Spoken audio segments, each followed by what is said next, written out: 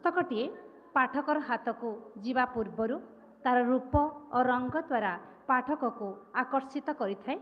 जड़े लेखकर भावना को तुली और रंग माध्यम एक सुंदर रूप देउथिबा व्यक्ति हेउचंती प्रच्छदपट शिल्पी। आज पवित्र मंचरे आम एपरी जड़े प्रतिभा को सम्मानित करने को जाऊँ जहाँ शिल्पकला आम पुस्तक को एक स्वतंत्र परिचय देइछि। वर्तमान प्रच्छदपट शिल्पी श्रीमती स्मिता चौधरी को मु आमंत्रण करी करताली दी आम उत्साहित करवा। प्रीतिसुधा मिश्र प्रदत्त शशिकला शतपथी स्मृति सम्मान प्रच्छदपट मंचासीन अतिथि को अनुरोध करी शिल्पी को आम संबर्धित करने को जाऊँ। मानपत्र पठन रश्मिराणी रथ।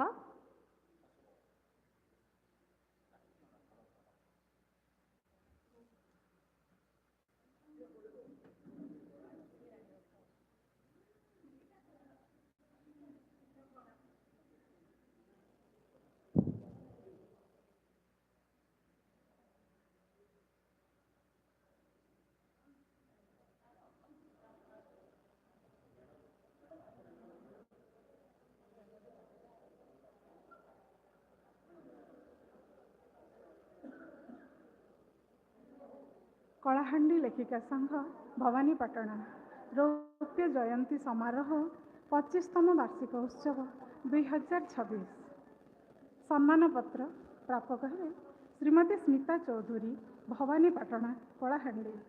श्रद्धा भाजनेशु कलाहांडी लेखिका संघर रौप्य जयंती समारोह 25तम वार्षिक उत्सव अवसर में प्रकाशित पत्रिका कल्पितार प्रच्छदपटरे आपणकर अति सुंदर कलाकृति पई आमे आपणको धन्यवाद अर्पण पूर्वक प्रीतिसुधा मिश्र प्रदत्त शशिकला शतपथी स्मृति सम्मान प्रदान करने सह आपणक उत्तरोत्तर उन्नति निमित्त माँ माणिकेश्वरी और प्रभु जगन्नाथ निकट में प्रार्थना करुअछु।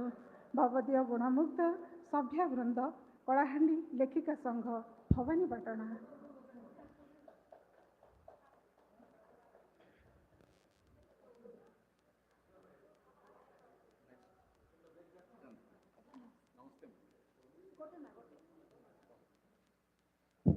धन्यवाद आज्ञा।